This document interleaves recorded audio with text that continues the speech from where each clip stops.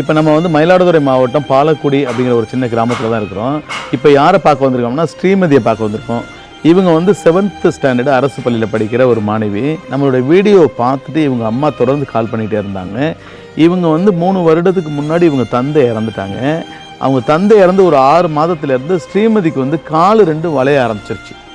இவங்களுக்கு வந்து ஆல்ரெடி கல்லீரலில் வந்து சின்ன ப்ராப்ளம் இருந்திருக்கு. அதுக்கான மாத்திரை சாப்பிட்டுட்டு இருக்காங்க.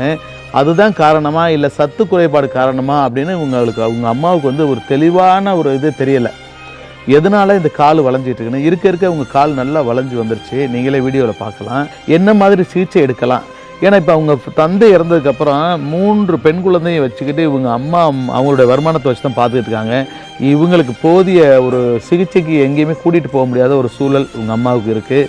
இந்த வீடியோவை பார்த்து யாராவது உதவி பண்ணுவாங்களா அப்படின்னு தான் நம்மளை கூப்பிட்ருக்காங்க. ஸ்ரீமதிக்கு வந்து இந்த காலுக்கான சரியான ட்ரீட்மெண்ட் எடுக்கணும். இந்த வீடியோவை பார்க்குற மருத்துவர்களாக இருக்கட்டும், நல்ல உள்ளங்களாக இருக்கட்டும், நீங்கள் வந்து ஸ்ரீமதிக்கு உதவி செஞ்சு இவங்களும் எல்லா பிள்ளைங்க மாதிரி நல்லா நடக்கணும், இவங்க காலும் சரியாகணும்.